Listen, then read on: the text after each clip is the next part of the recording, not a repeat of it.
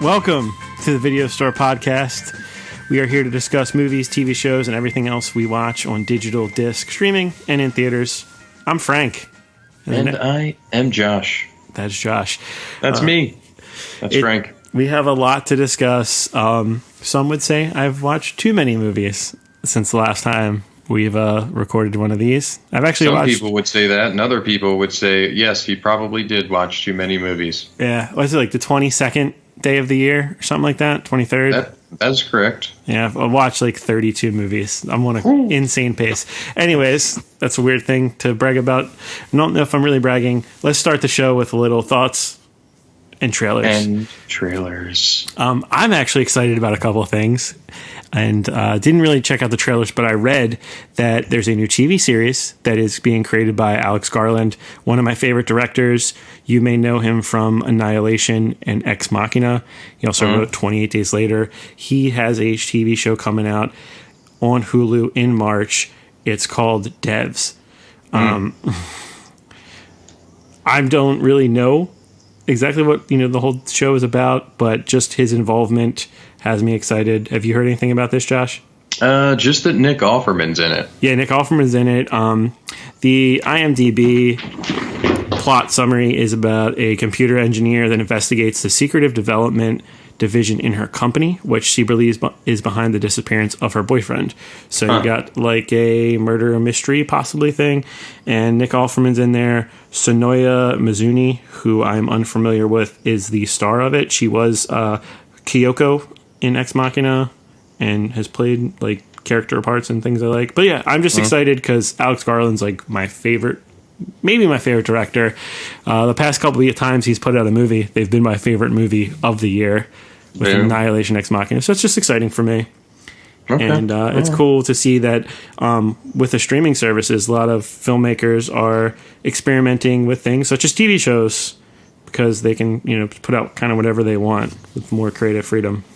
Yeah, I like to also see some other services beyond Netflix try and release some big hits and big things.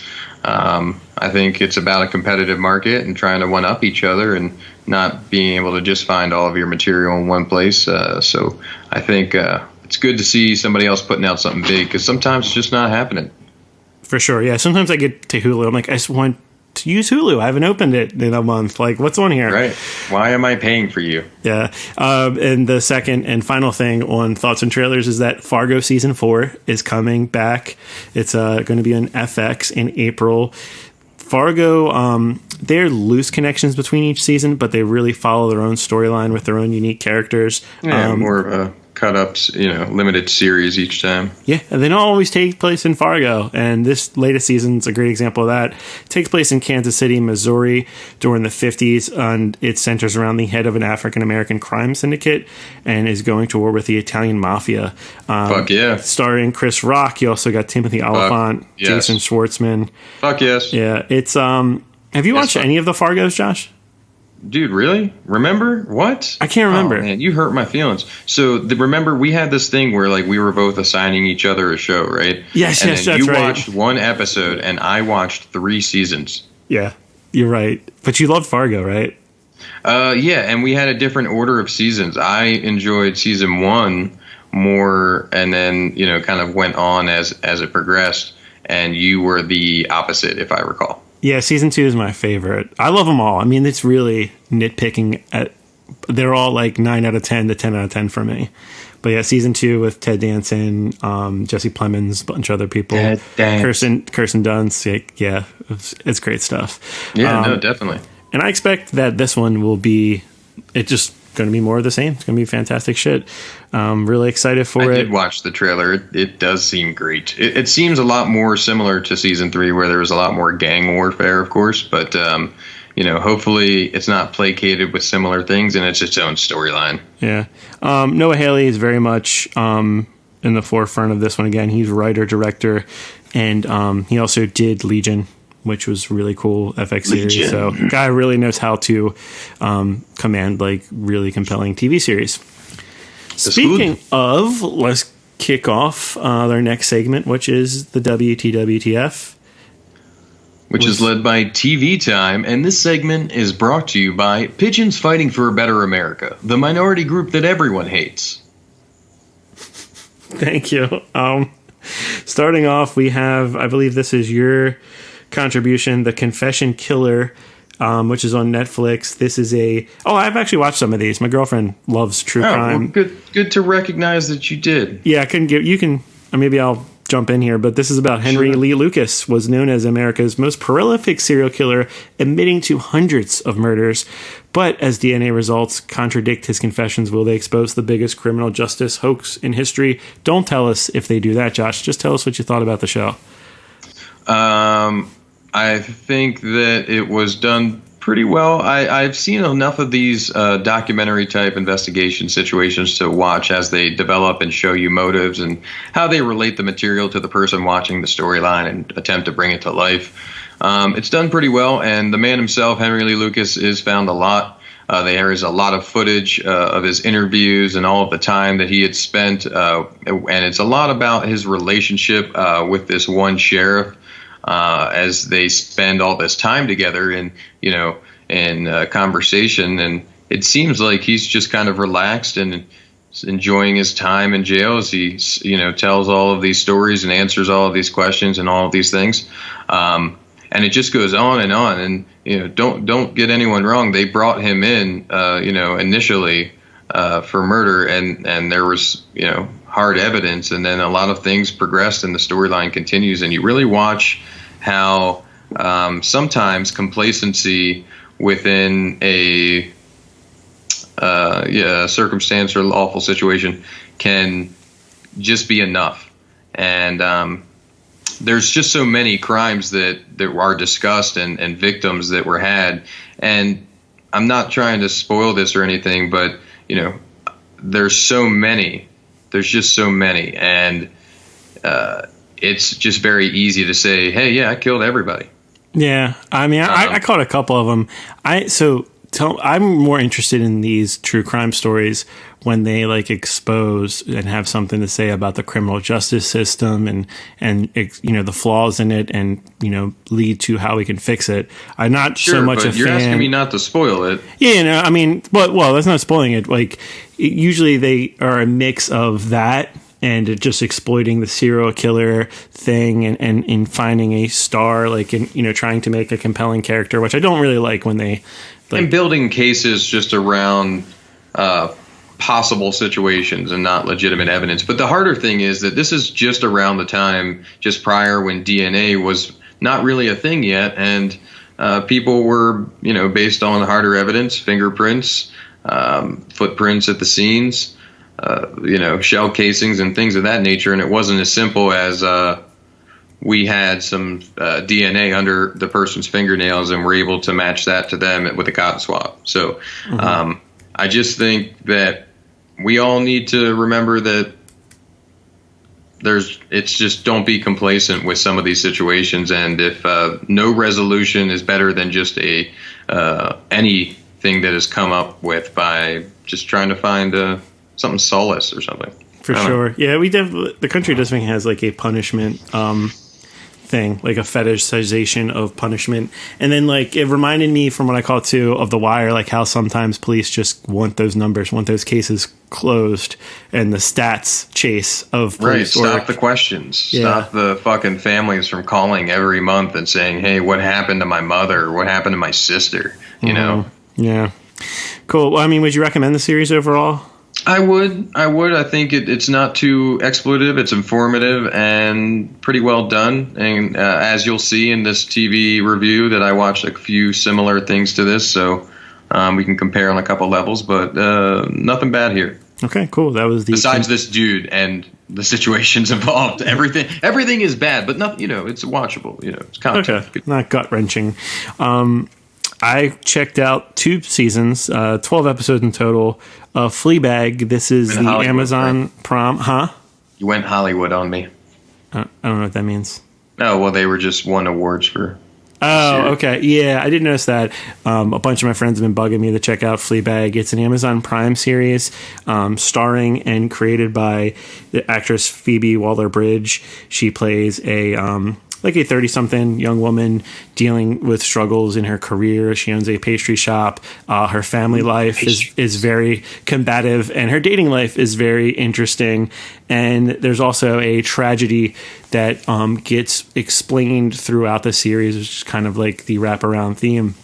Amazing performance by Phoebe Waller-Bridge. Like, it's one of those shows that teeters on comedy and drama, and it's very honest character that deals with, just a blunt sense of humor, and just jumps into situations, doesn't shy away from conflict with her sister, her father, her father's new fiance, and then just the dating and stuff. And she breaks the fourth wall and talks to you as the audience throughout, or just like makes faces, so you like develop a relationship with the character. You're like, I like you for making faces. Yeah, I mean, it does connect you to the character in an interesting way. Like faces. Similar to Mr. Robot, which I just wrapped up, and how that was, but instead of a voiceover top, she like just kind of like stops, maybe like a Zach Morris kind of Saved by the Bell way. It's very stand still. They call that something specific, but yes, that stop in time. It's so brief though that it kind of overlays with the timing. It doesn't freeze time. It's very fluid. Yeah, and there's like a moment where one of the characters is like, "What are you doing?" So he kind of like just goes away.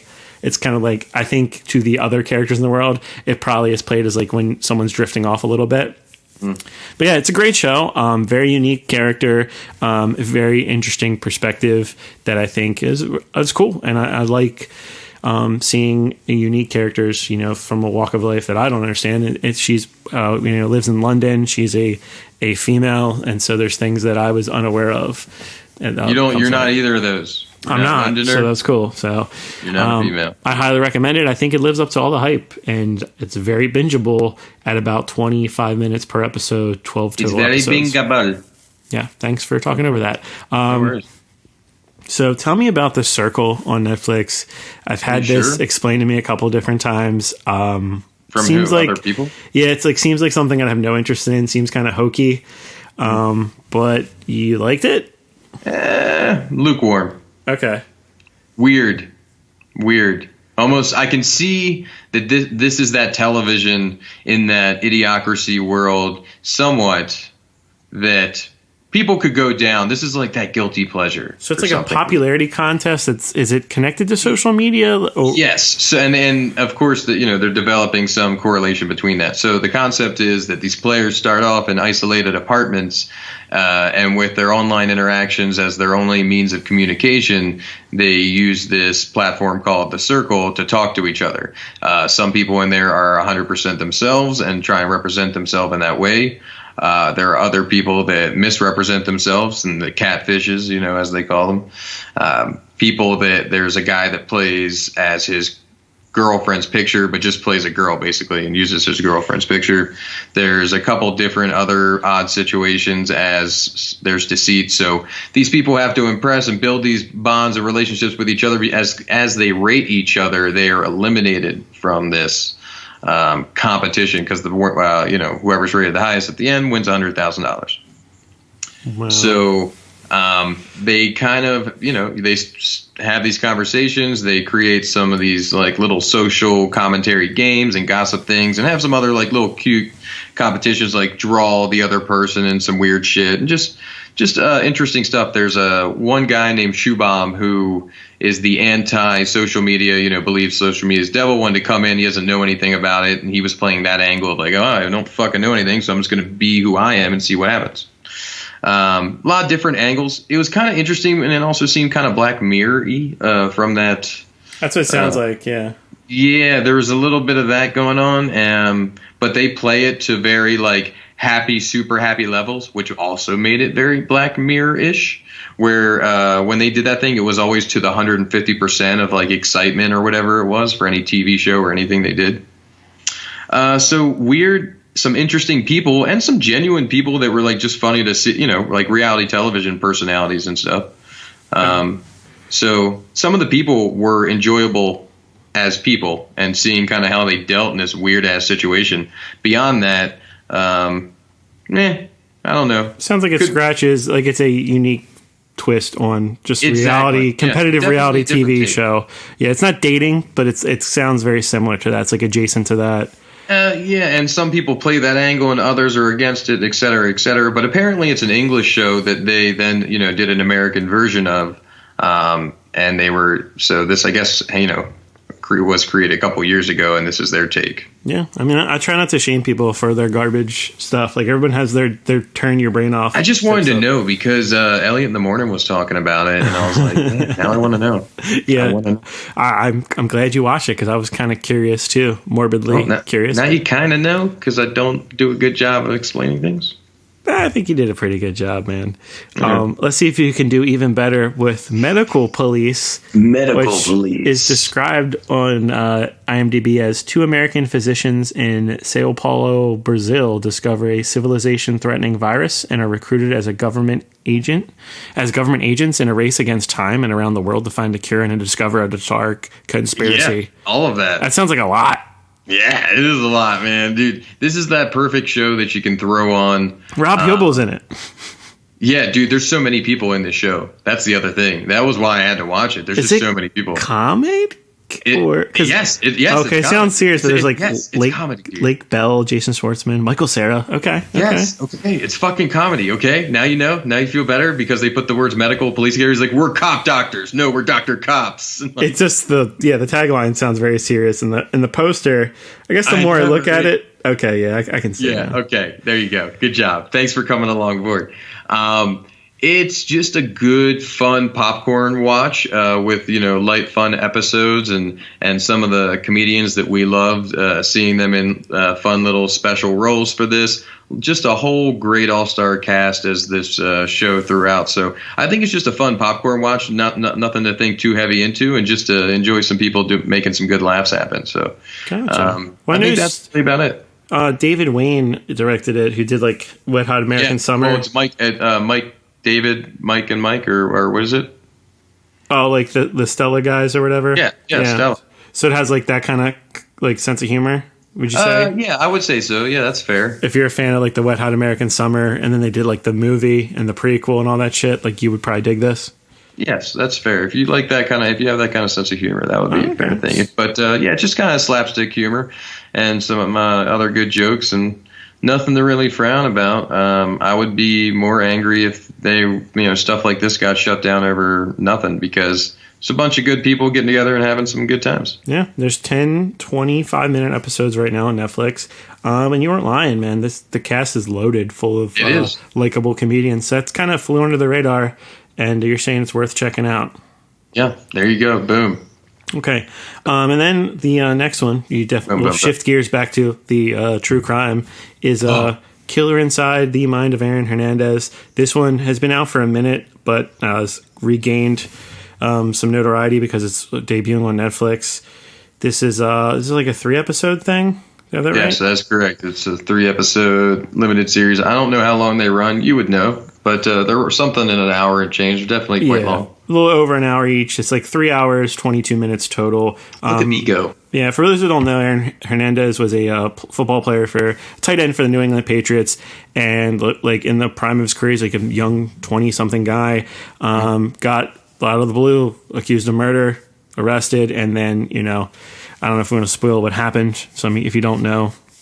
But this was one that I really felt from what I heard and saw seemed like it was a little too exploitive and like got too much into his personal life. You tell me what you thought. It's not a fair, that is a fair dig. I would say this one's approach definitely was very clear about its motives, but it would shift from motive to motive. It would be like, it's because he was in the closet, or it was because he had mental issues, or it was because, Yeah, I don't like the speculation. I don't see what purpose that serves. Well, they would provide all this, stuff about how they would back that up for a while, and then they would move on to another notion about something. I will say, however, on the side of listening to the conversations between him and, his fiance or wife, I don't recall exactly, but it just seems like he was a genuine guy that did put himself in some terrible situations and environments. And sometimes it's really hard to get out of places when you're already in so deep. And it doesn't matter if they moved you and made you a millionaire, superstar, Hollywood, anything. where you come from doesn't always leave you. And when there's certain tendrils and people in your life that can bring you back into terrible situations, it's, I can see how that could be very hard. And it doesn't help to have, any mental issues if he did. I'm not going to claim just based on watching this whether or not he did, but I'll say that dealing with everything that it seems like came across his plate is crazy. And it's and then they, of course, in their last one, maybe it was CTE. Well, look, there's a lot. And I will say that when you look at the scan from brain to brain, and if those are legitimate and you can compare those against a normal brain, say, hey, well, that's just physical evidence because he did donate his brain for research. Mm-hmm. So that's one thing that I say is a fact. And you can see the deterioration. And in my case, if you just go and try and look up normal studies of what a normal brain looks like and look at the degeneration that can be caused, that can be a very big factor in playing out everything else, your emotions, everything, your impulsivity, your whole life. And so it seems it had its moments of some information and a look that, make me think that you just remember that this guy was still a person, regardless of what he did, still a person. And he had a family, and it's not like his wife went out and committed these things or his daughter. So it just makes you think about those people a little bit and how their lives came crashing down because of this situation. So for that's notable for me to take some time to think about the people's lives that were affected by this one person. And but the show itself, I don't know, take it or leave it as far as that. But I did take that good notion out of it. Gotcha. So there's some things you pulled. Maybe like the show sounds like what they intended to portray. You weren't digging completely, but you found some stuff in there that you found interesting. Well, it's things to think about. Yeah. And that was what I was looking for. And I tried to avoid all the other, gray noise and really stick to think about because they're all real incidents, regardless of the evidence and facts and bias. Most people died. Yeah. People died. There were legitimate impacts of life. People were affected. Okay. Doesn't sound like a fun time. And then sorry, my bad. I didn't mean to man. You're good, man. You saw what you saw. No reason to misrepresent it or sugarcoat it.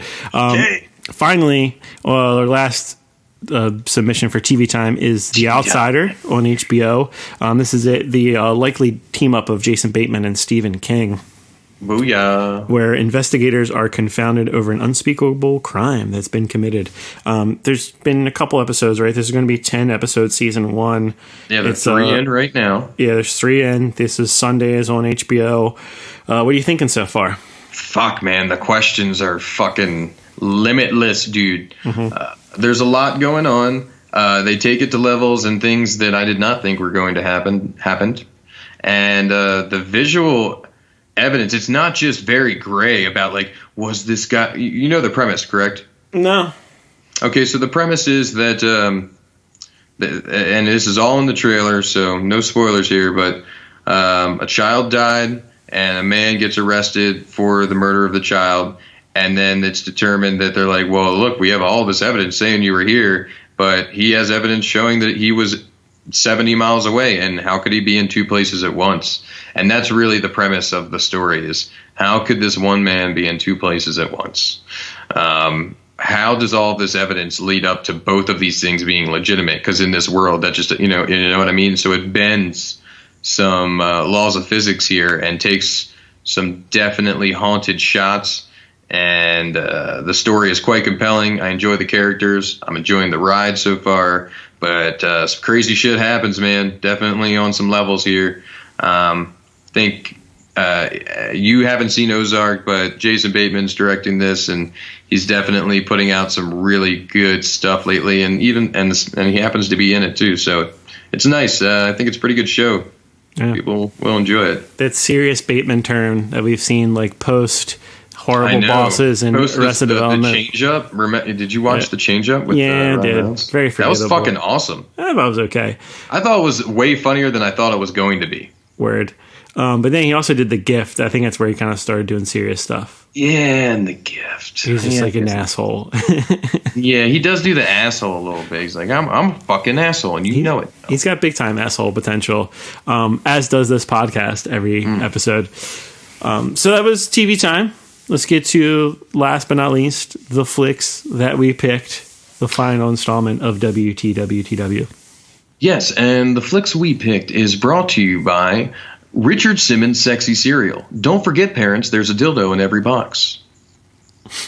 Okay, that's interesting. So I'm going to try something new because I watch a lot. I'm going to highlight 2 picks of the week. I'm going to try each week. One will be like streaming. One will be theatrical, hopefully, if you're going to do a whole thing. Do their job. Okay. Because I have a lot. First is The Talented Mr. Ripley, which is on Netflix right now. This is like a 1999 film that I just never watched. No? It just seemed a little too serious for young teen Frank.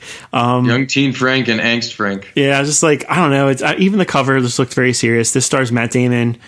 I gave you time to do it. Jude Law and Gwyneth Paltrow, as well as a nice performance by Cate Blanchett.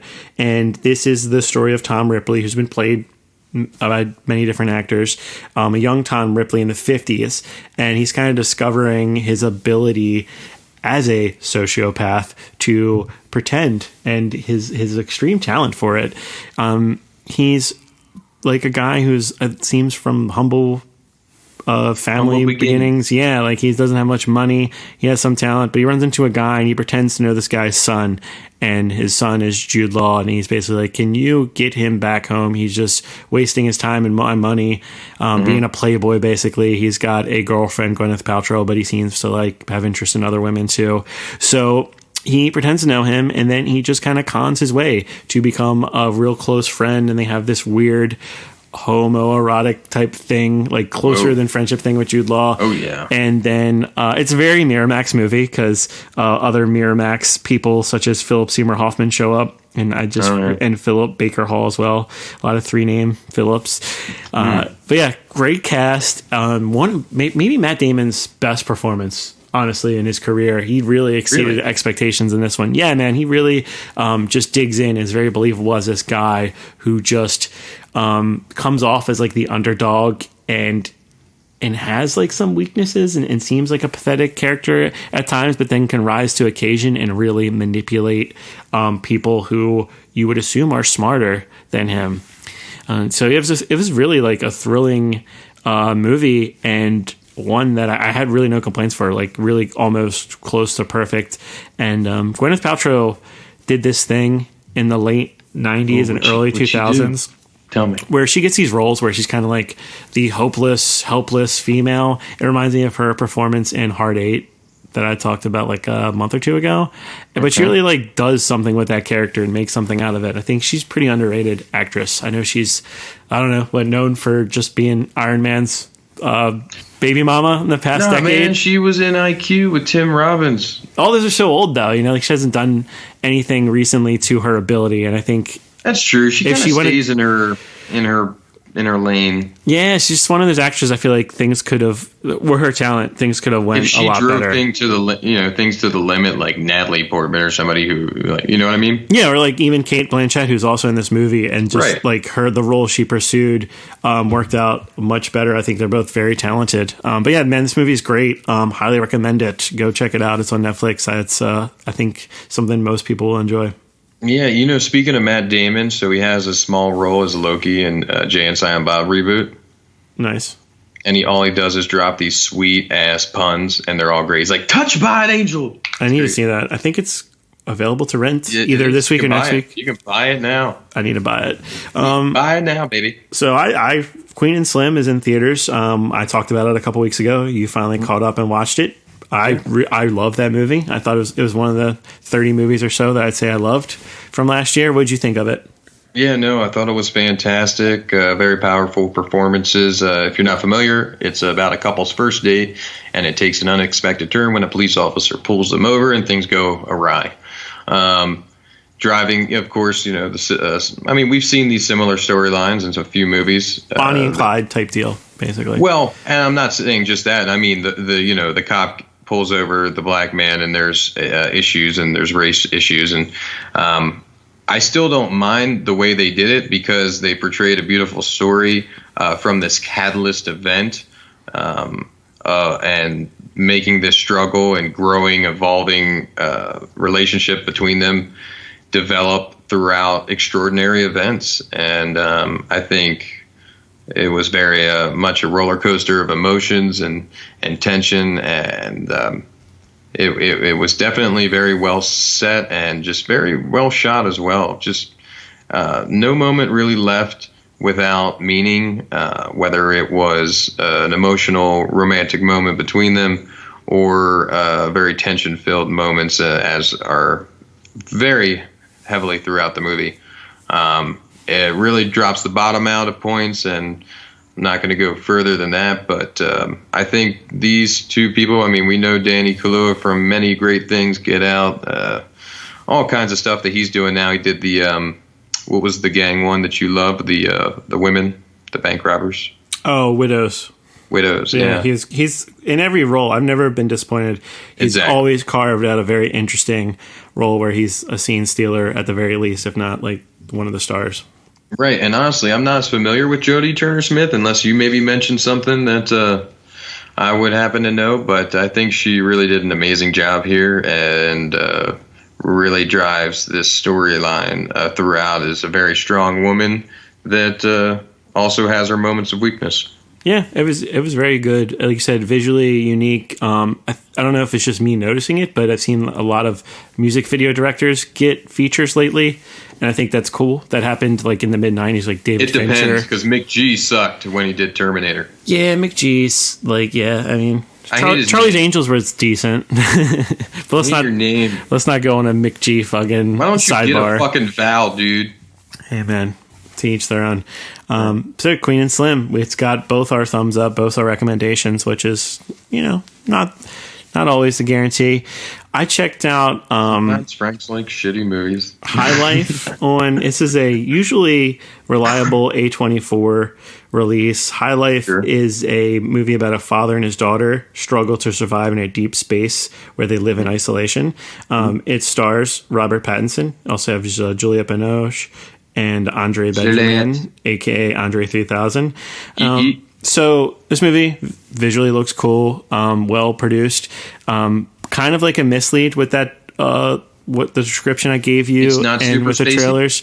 It is super spacey, but like the whole hook was this guy is on a space station and he's struggling to survive, and he has a young baby, and the whole life. Where'd the baby come from? Listen to the fucking description that I gave. Father and his daughter struggle to survive in a deep space where they live in isolation. So it does that for like 10 minutes in the beginning of the movie, and it's real cool, and like kind of has you hanging on the edge because he's like fixing the space station from the outside while he's talking to a baby on a monitor. And then it just flashes back and shows this whole thing of how it led up to it. But that part's not really that interesting. And it does that for like, where the baby came from? It's kind of a spoiler. Okay. And it explains why he has the baby and the situation, but it goes in this whole sci-fi like subplot which dominates the middle of the movie, and then towards the end goes back to the relationship, and I just total misdirect, and just I don't know, I was just more interested in the part that was like 25% of the movie. Did you feel tricked, or did you feel like they just wasted a lot of time on some plot or subplot rather? I was like, I didn't expect this, which I actually invite in most movies, but it just was like became like a generic sci-fi dystopian thriller. That wasn't really that thrilling. There's like this fuck box thing where like thriller. Because wait, what, fuck box? Yeah, there's a fuck box. So what do you mean? There's a fuck. You go in there. It's like a state of the art masturbations thing where you can simulate sex. So, I feel like that's unnecessary for the movie. And there was one guy that's like, "Hey, we're gonna put a fuck box in this movie." Yeah, there's a lot of ideas thrown in there, and I'm not sure why the fuck box though. Yeah, I mean, hey, now you might be interested. Who approved the fuck box? Andre was like, "Yo, we gotta have a fuck box in this movie," because he's crazy. He was more doing gardening in this story. He was concerned with the fuck box. Andre 3000 apples. Oh my god! Please stop. But I can't really recommend it, man. I was kind of disappointed with it. It was just okay. I thought Pattinson was really good. I continue to think like love your Pattinson. Yeah, man, he's an underrated actor. Can't wait to see what he does with Batman. But this is a pass. Batman. So that's High Life on Amazon Prime. Another really good movie I saw was Thief. As I've been going back and try to like discover why some actors that I only know in bit roles, like why James Caan, who plays the title character. What do you mean, why James Caan? Thief, why he's like so beloved. I know he's great in Godfather, but I know he's more than that. And he plays this character who's coming close. Typical, con man thief movie. He's trying to wrap up his career. It's usually where we find it's never the up and coming thief. Score. It's always post prime thieves that we follow in movies because it's more interesting. And he's a professional safecracker, and he agrees to work for the mob because he wants to meet. He's very like, I want to find a woman. He even has like a fucking vision board, which I love. He wants the white picket fence, the dog. Yeah, kind of. Yeah, dude. He makes this vision board out of magazines while he's in prison. Like, I want a wife, a kid, a nice house, a dog. Yeah, that's all he wants. And to obtain that in a fast way, he teams up with the mob. And this is a kind of a leap. Huh? It's just a little bit of a leap. Just from there, just like, you know what? I need a family. I want a dog. You know what I need to do? Work with the mob. Yeah. Well, in the movie, like, they show his skills, and he has a system. He's very methodical. Yeah, methodical. For sure, he's very disciplined. He also runs a used car shop, so he has like a means of income, so he's covered all his bases. So he got honest living, though. Yeah, he's an honest criminal for sure. And his right hand man is Jim Belushi, who is someone who I usually find kind of annoying or just blah. But this is abrasive. Like a really good performance by Jim Belushi. I should also mention that it's directed by Michael Mann, who's one of the most acclaimed directors. He did Manhunter, Collateral, Last Mohicans, like a bunch of shit. But yeah, man, this one's really good. I'd say great movie. It's available for free on Hoopla right now, but you can also rent it wherever you can rent digital stuff.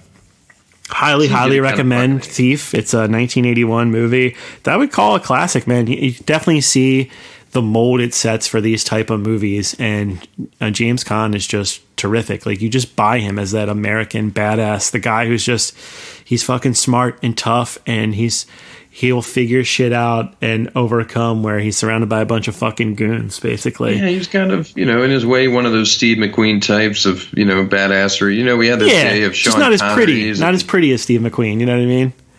What's it, huh? He's not as pretty as Steve McQueen, but I think it makes him more believable. Okay, that's fair, because he's the everyman badass. Yeah, exactly. He looks like he could it's like a cigarette commercial, but it's a full movie. And also Willie Nelson plays like his cellmate and kind of like a father figure.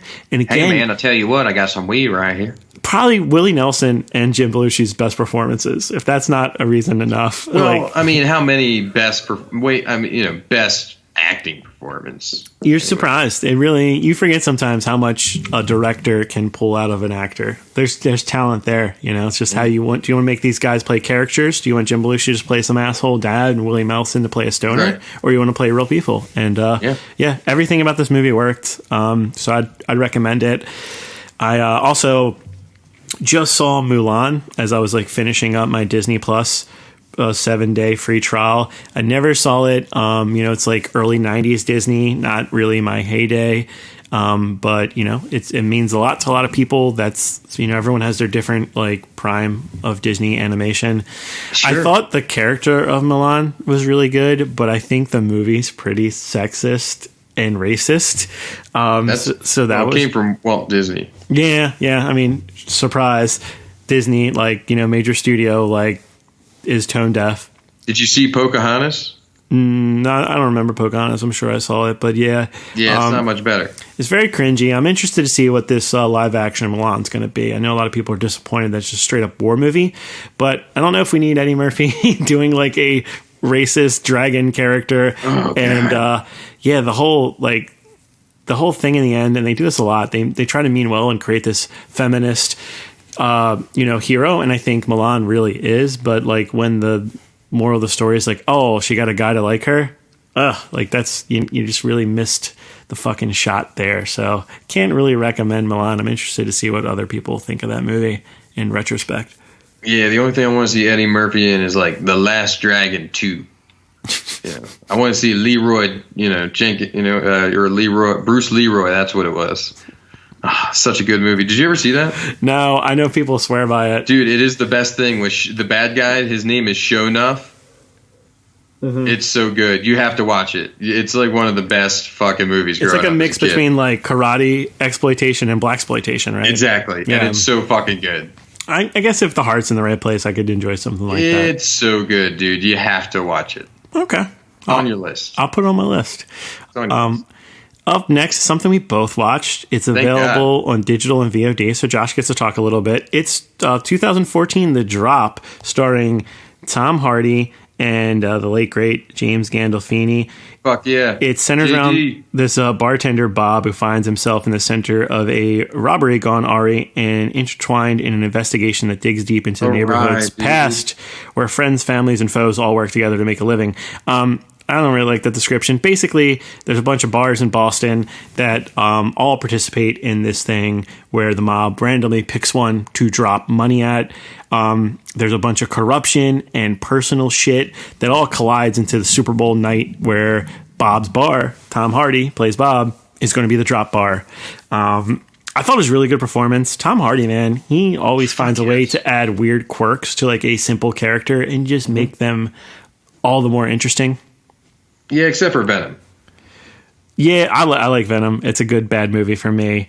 And also, just Tom Hardy it was bad there. But everything else he's ever done, Taboo.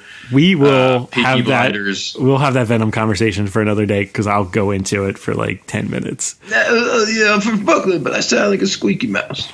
Look, like I said.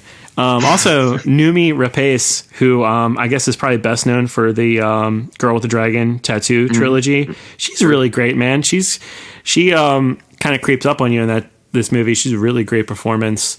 And Gandolfini, man, I love that dude. It's just so good. Yeah, it's bittersweet whenever you see like a new performance from him that you did for the first time. And yeah, definitely. This was something I had seen quite a while ago, but it still stands out in my mind as being a very powerful drama with characters and storylines that kind of had you dripping on the edge of your seat type deal. And I remember that, and I remember, wow, it's a real shame that, hate to fall back to it, but it's like, wow, he still had so many good performances. It wasn't like you had this guy that wasn't still killing it, and I think, just gone too soon. Mm-hmm. So disappointing there, but still doesn't take anything away from this movie, and definitely a great story at hand, especially if you're into that kind of mobster drop to seat type thing. If you're a little bit of violence, but more of a drama thriller, I think. Yeah, crime drama, crime thriller. It's very solid, very solid. Yeah. Worth a watch for sure. You'll have a good time with it. Boom. Where can we see that? Do we even know? It's digital rental. Right now, not it's everywhere in the world. Google that bitch. We should just say Google. I think it's worth like $4 to rent. Honestly, Fuck yeah, if you're in the mood for something like that. Dude, I checked out The Little Stranger. I missed this one in theaters. This was in theaters at the height of Movie Pass time when Movie Pass was still a thing, but it was only in theaters for like a week and a half. Movie Pass. Yeah, and one of my favorite critics was like really championed this movie and said like it was really good. It's about a doctor played by my boy Dom Hall Gleason, who calls to visit a crumbling manor. It's like this crumbling rich family. They're falling apart. The house is falling apart. There's something going on there, supernatural maybe. And then there's like a romantic plot that's like very possessive going on in there with Ruth Wilson. An actress who I also usually like, but it was just very dull to me, dude. It's just boring. And this will come up next week with a movie I'll talk about. If a movie's like, if it's boring, I'm just not going to be scared. Like a horror movie, if the setup is boring and I'm just like can't have a hard time paying attention to it, it's totally part of the scare. You gotta, otherwise it's just jump scares and it's not working. Right, you gotta buy into the environment and setting that they're setting. They're putting in place for you. Exactly, and I think with all the like the artsy horror movies like It Follows, Babadook, The Witch, like you have to really do something extra to pull people in. You can't just do like, this is a very murky, gray and brown period piece. Like it just, it wasn't much. It's more black and gray and dark and shadows and lights and bumps and. But yeah, totally agree. You have to sell and make me interested in what's happening to these characters. And I just think that's what was so great about Dr. Sleep was that the characters, you were already partially bought in, of course, but sold even further, and you wanted to watch the arc and you cared.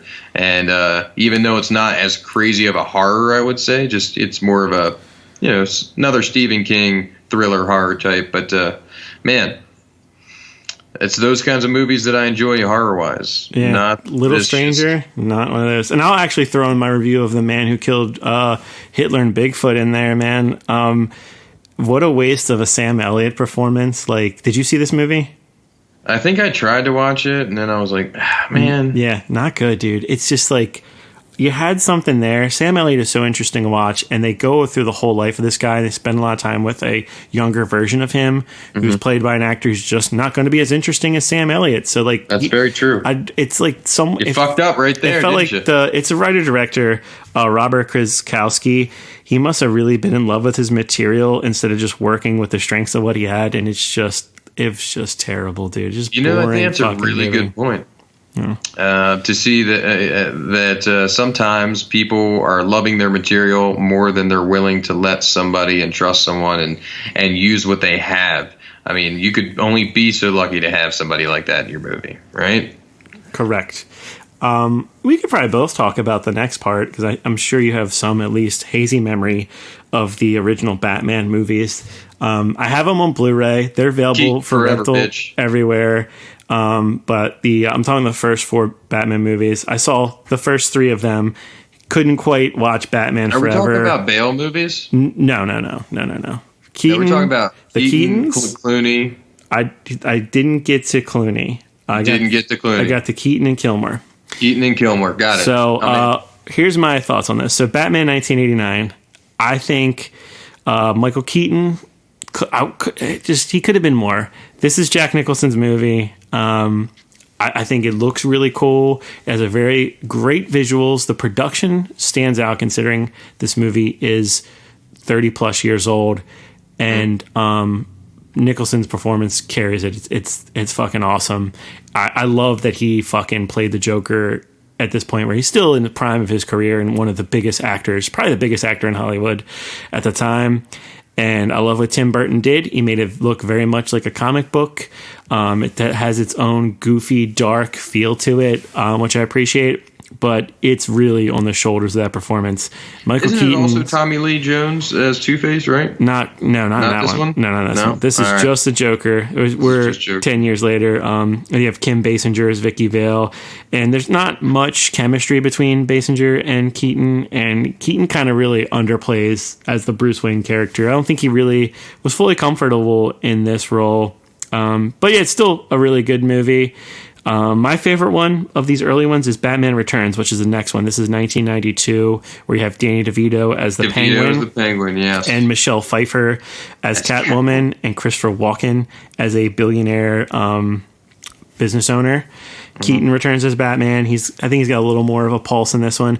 I like this one a lot. This is my favorite of the early ones. This is my favorite one too. And what I read was that like they were so rushed to bring out another one because 89 Batman just for like fucking printing money, dude. Like they made trading cards of that movie. It was one of those things where they made a trading card of like almost every scene of the movie. Hey, I have Batman trading cards. Yeah, like the glossy Batman trading cards. Yeah, I had some kicking around somewhere too. So they had the screenwriter Daniel Waters team up, who also did Heathers with Tim Burton, and this is a very like horny, weird, dark, like gothic movie, and I love it. Michelle Pfeiffer's character has a lot of teeth to it. She's very like speaking earlier about Mulan. This is a feminist icon in a very mainstream popcorn movie. She's fucking awesome in this, and as is Danny DeVito. So just a strange, weird movie that slipped through the studios because they were desperate to cash in, and they let Tim Burton do his thing. And I think it's one of the best Tim Burton movies and one of the best Batman movies. That is fair to say in all forms, and I agree with you, and I have no arguments. Yeah, and you can stop there, and you probably should stop there, but I have 4 discs in my DVD collection, so I was like, fuck it. It was a shitty weekend as far as weather, so I watched Batman Forever. Now, this is Chris O'Donnell and Alicia Silverstone, is that? Chris O'Donnell's in this one. Alicia Silverstone doesn't show up until the next one.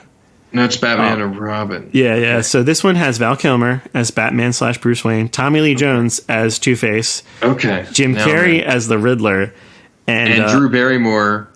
Drew Barrymore's in it. She's one of Two-Face's girlfriends. Yeah, so fired, dude. Nicole Kidman is Dr. Chase Meridian. Didn't really do much with Nicole Kidman, who I would say is probably the best actor in this whole group of people. So that was disappointing. I really feel like they could do more for her. Tommy Lee Jones, man, as goofy as you'll ever see him. I don't know this is probably why he's what drugs they gave him. This movie probably made him grumpy for the next 2 decades. Like, this is probably why he's such a fucking grump. And he's playing with Jim Carrey, who's just full fucking unhinged Jim Carrey. That decision made so much. It's definitely a time capsule to the early 90s. This one's not Tim Burton. This is Joel Schumacher.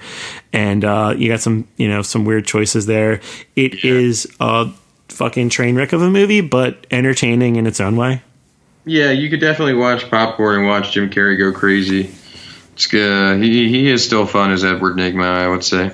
Not too bad. It's fucking just bizarre. It is. It's out there, man. They really started taking these things to like a wacky level instead of action superhero. It was more just let's see how colorful and crazy and I think they really tried to spin off the Tim Burton thing and didn't do as solid of a job as building the characters. Agreed. Schumacher, I just don't really think he has a great. He's like Michael Bay. More like Schumacher. Yeah, he's just not good. You let me get away with a terrible one. Yes, that movie deserved it. I now a movie on Hulu that I really like. Have you heard of this Rare Exports? It's from 2010. No, not particularly. All right, I'll give you a quick description.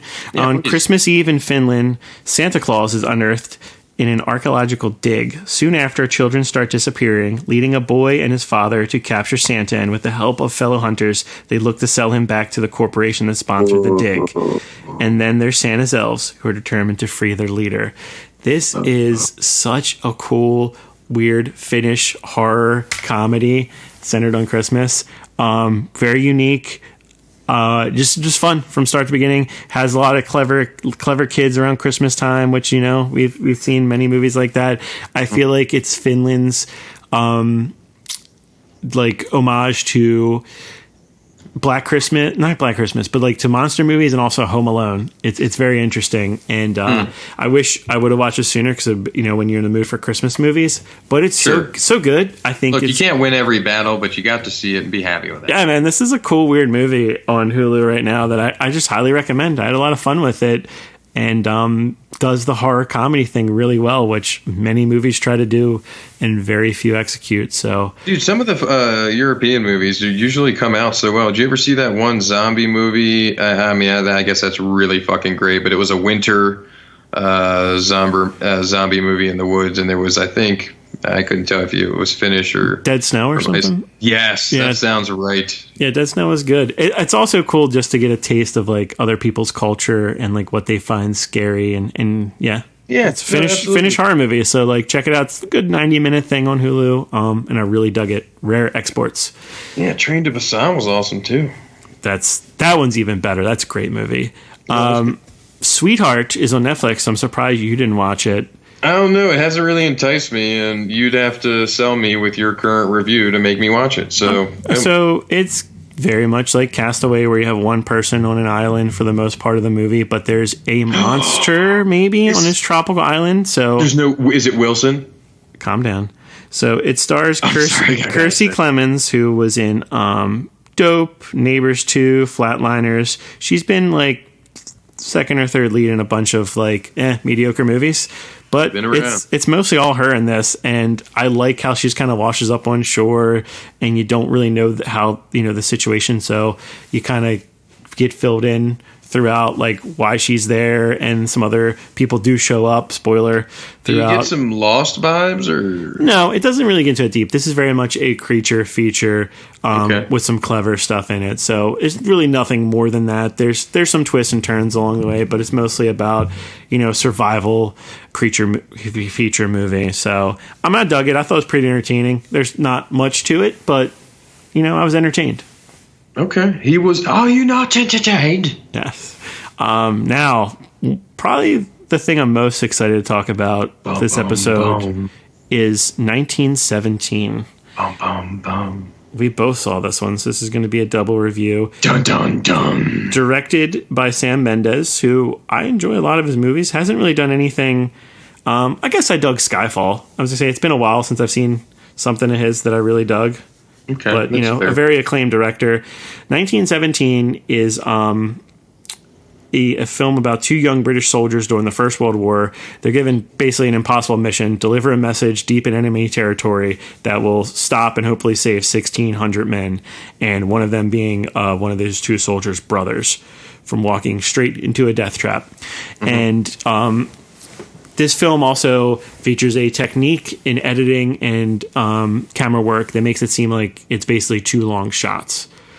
So okay, so maybe that's why it seems so dynamic. Yeah, then the idea was, and I thought it was very effective. I saw it on a Dolby theaters, like the Dolby premiere screen at AMC. Mm-hmm. It sucked me in, like it sucks you into the story because there's things constantly happening. You just can't really take a breath. And I thought also, you could think that's like a trick movie or like a hokey thing, but I thought the performances were great in this. It's mostly two main characters played by Dean Charles Chapman and George McKay, and I thought they were fantastic. You know them from anything? Yeah, they've been in some things. George McKay was in Captain Fantastic, which I really liked. He was the older brother in that.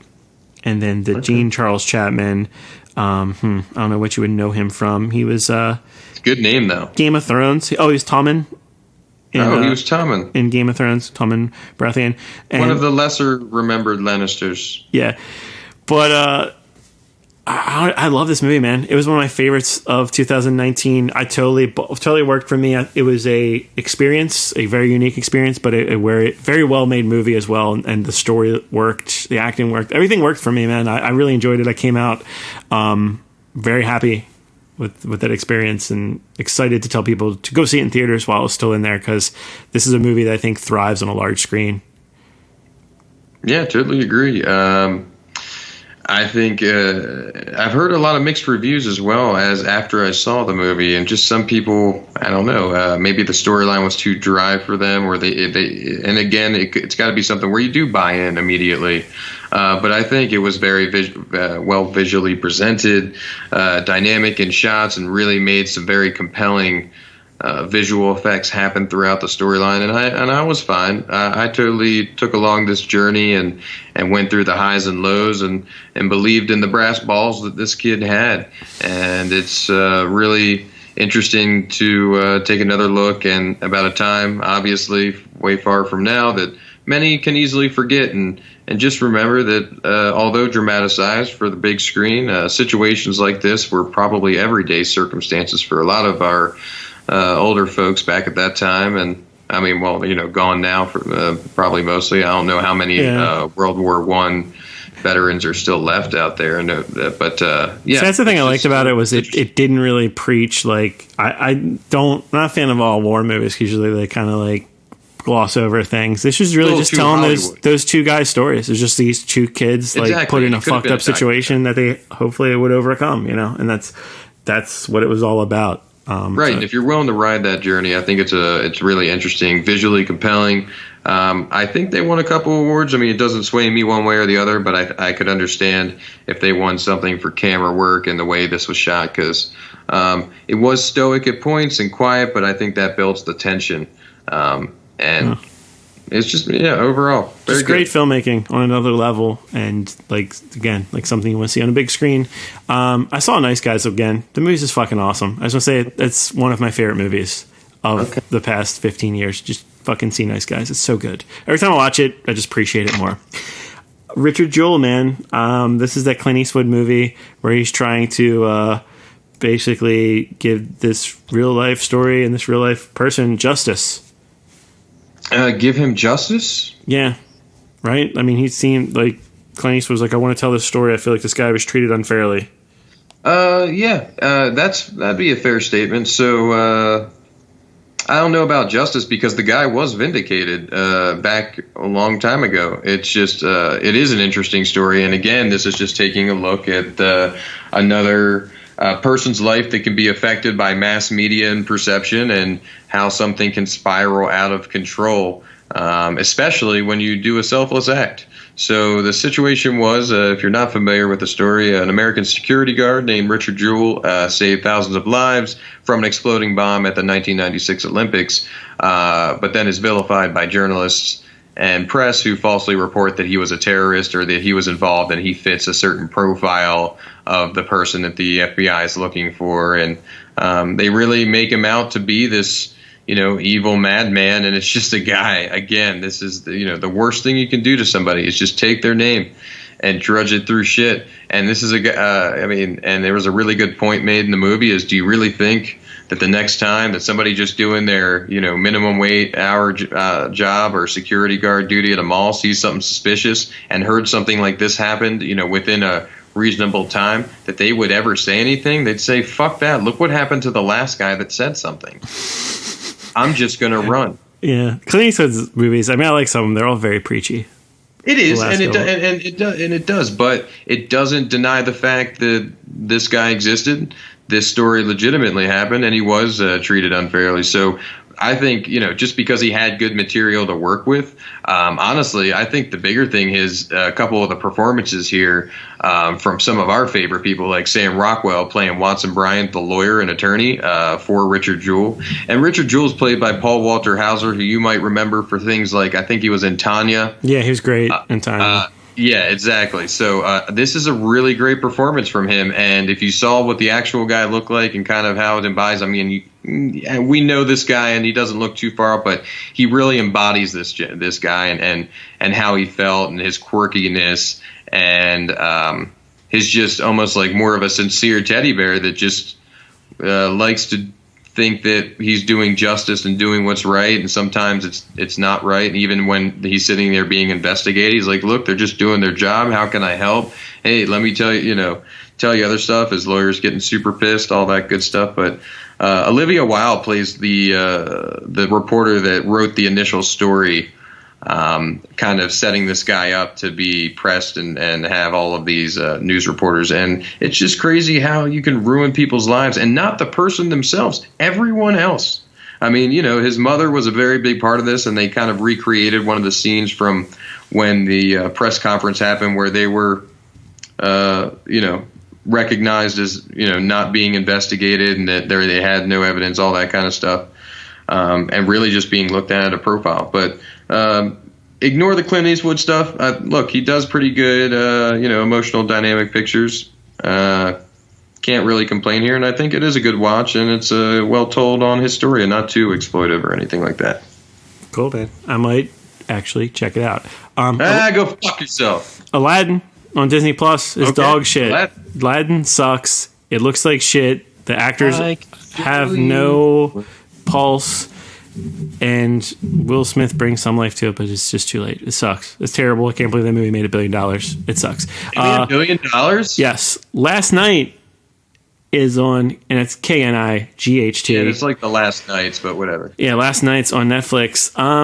It's a very strange cast of characters because it makes no geographical sense. All these people are from different backgrounds and races and whatever. But, in a world where Clive Owen is the right-hand man of Morgan Freeman and his rule over some land or whatever. Of justice. Yeah, I don't know. He's a fallen warrior, rises against a corrupt and sadistic ruler to avenge his dishonored master. And in many ways, it's as generic as that title, but also with some weird complications and quirks. It's good, bad movie.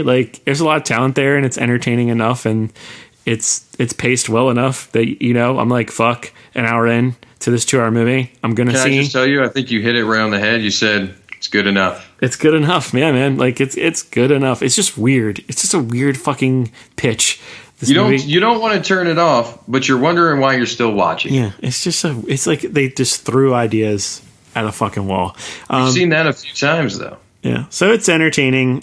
You might question your decisions in choosing entertainment after it. Morgan Freeman's eyebrows. Yeah. I also checked out Kill the Irishman, which you were confused for a second, but this is not the Irishman. Well, it's because you added one fucking word. Yeah, I guess so. It's also on Netflix. This is a true story, in quotation marks, of Danny Green, a tough Irish thug working for mobsters in Cleveland during the 1970s. So a based on true story crime drama starring Ray Stevenson as Danny Green. We also got our boy Christopher Walken, Vincent D'Onofrio. Again, kind of like Tom Hardy, always finds a way to take a basic character and just make him weird and quirky and interesting. Sure. And a little bit of Val Kilmer in there. I watched this. Yeah, it's like a poor man's Scorsese, which again is a entertaining movie. I would say it's better than like Last Night's. It's more on par with The Drop, where it's a well acted, pretty well directed crime drama, but you know, obviously you appreciate people like Scorsese when you see movies like this because it just kind of feels like not generic, but just, you know, pretty basic A to B to C type storyline. Yeah, Danny Green was a badass though. Yeah, it's a fun movie, and you know, it's not great, but it's very good. And Vinny Jones. If you're looking for a good time on Netflix, you'll have a good time with this one.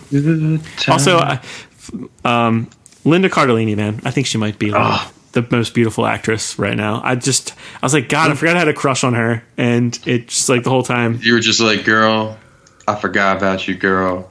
But I did. Girl, shame on me. Come back here and play Velma again, girl, because girl, you know, girl. Now you just ruined it. And then I was just so bored of shitty to decent movies that I checked out a documentary. Hail Satan? Yeah. Did you see this one? No. Hail Satan ? Hail Satan? Is a 2019 doc on Hulu. It's a look at the quick rise and influence of the controversial religious group known as the Satanic Temple. I was aware of them because they would do a thing.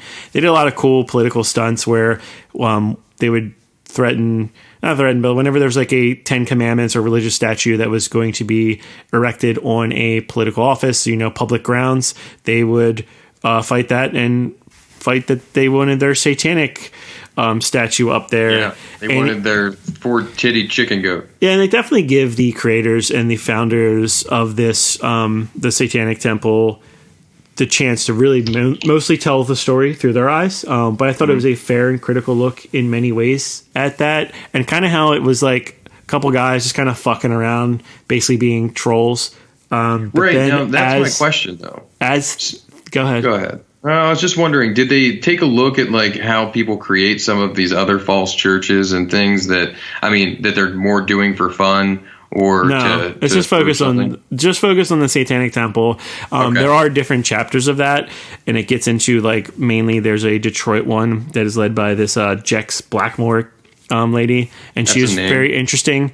Yeah, it's a very interesting name, an interesting character, and like how they kind of got ahead of themselves in the momentum. They didn't realize what they had right away, and they eventually caught up, I think, and made something very interesting out of it. And I think it's an important group and an important thing to do, which is to challenge like power structures. And you know, they say this phrase, to be Christian privilege, and it's very true that like many things are viewed through the prism of Christian values in this country, even though we're supposed to separate church and state. Yeah. And people like this, whether or not you agree with them or you think their motivations are pure, I think they're very important. And it's a very interesting documentary, and most people that review it are like, hey man, am I a Satanist? I kind of agree with these guys.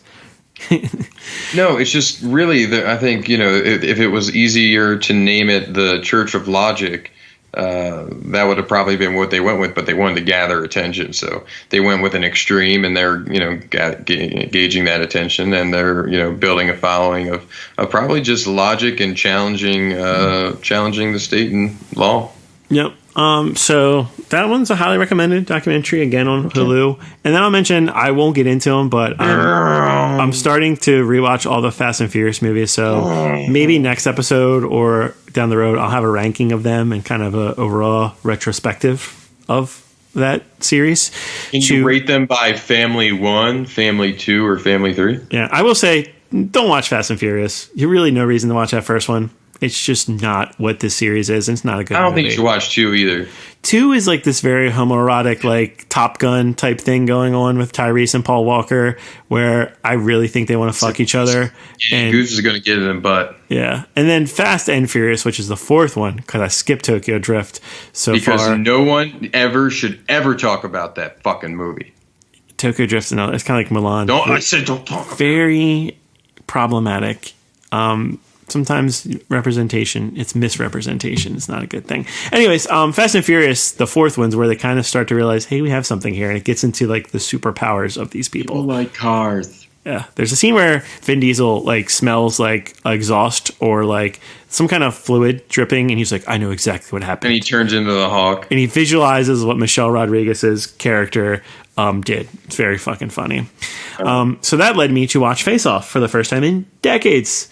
Wait, what? Yes. Face Off is amazing. I don't know about that, dude. When's the last time you watched it? Oh, man, probably not even that long ago. Probably like a year ago, maybe. Yes, I know this is a lot of people's pick for their like over the top. It's like this or Con Air, or their over top ridiculous action movie. Face Off is better than Con Air, but Con Air is still good. Face Off is like exhibit A or B on like, why did we not realize John Travolta was a terrible actor? It took us 20 years. Because we had to rip his face off. Quentin Tarantino did a lot of things, but he also was responsible for this John Travolta renaissance that I don't know was a good thing, dude. John Travolta is terrible in this. He is entertaining when he tries to play Nicolas Cage's character, but this is a Nicolas Cage led thing. Oh, fuck yeah. This is just they're letting Nicolas Cage fucking do his thing, and that's entertaining in itself. But as a movie, I just wasn't feeling it. I'm just not a John Woo fan, especially John Woo's American stuff. It just doesn't work for me.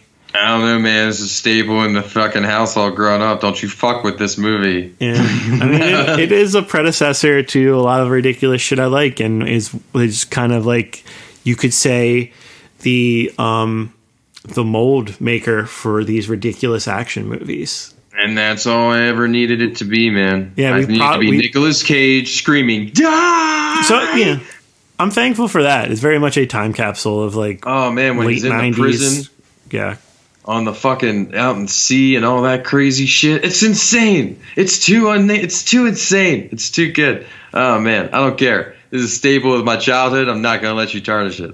I'm not trying to tarnish it. I'm saying it didn't fully work for me. Just Nicolas Cage performance. Shout out to Gina Gershon, who like has amazing eyebrows and was in a lot of movies in the 90s for some reason. Face Off, baby. Because she's pretty. I mean, she's a pretty good actress, but I don't know. She always played some weird roles. Don't you objectify that woman? Peaked and Bound, which was actually like, a really good performance by her.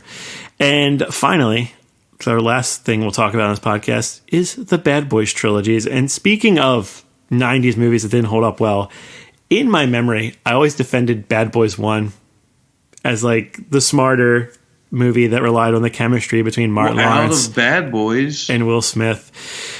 Those first two movies, by the way, Bad Boys and Bad Boys 2, both Michael Bay movies. And really, the man has no restraint. He is a cross between a 12-year-old on a sugar rush and a 30-year-old on a coke binge. Both the movies are bad, entertaining. They really kind of ride off of Martin Lawrence's comedic genius. Will Smith's trying to play this cool guy, and I've said it before, nothing in movies ages worse than cool. And he's just an asshole, yeah. Will Smith was cool back then. He was the coolest actor, and I think that like kind of glossed over it. He was always funnier. Yeah, and those movies also, for me, they were like R-rated movies that I wasn't really supposed to watch at the time, but I got to, so I thought they were so awesome. And it's weird how many lines. And like just the language and stuff in the first one, and then in the second movie, it's just there's buckets of body parts, literally, and it's just Man. over the top violent. So those were things like I really wasn't supposed to see. And there's a lot of lines in those movies that I'm like, wow, there's a lot of inside jokes. Me and my friends used a lot of Bad Boys and Bad Boys 2 lines. Really? Yeah. I'm judging you now. Mike Lowry. But Mike Lowry.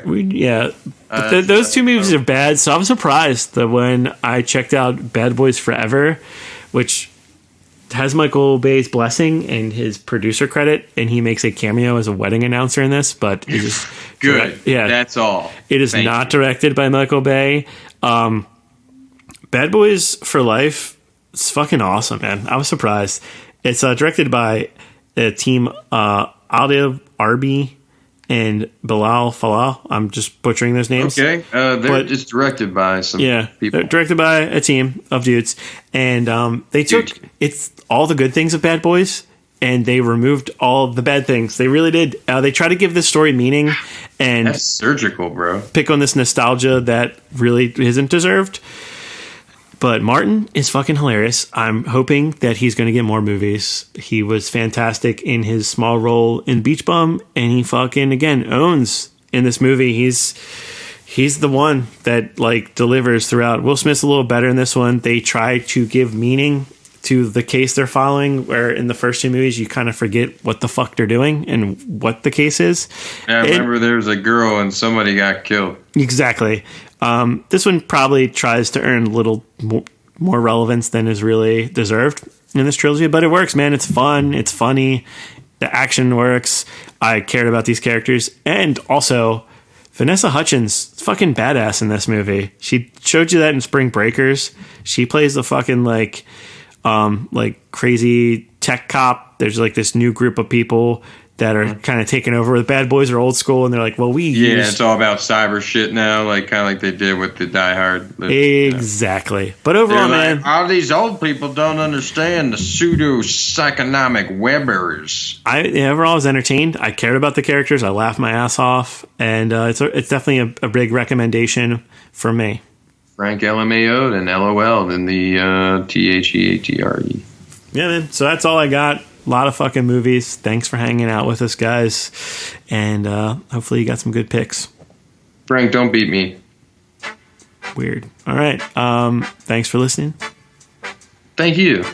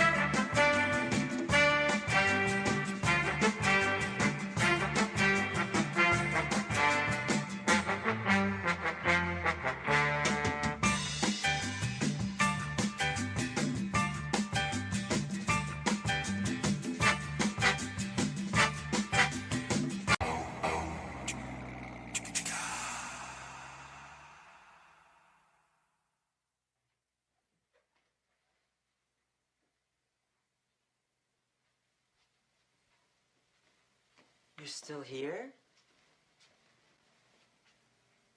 It's over. Go home. Go.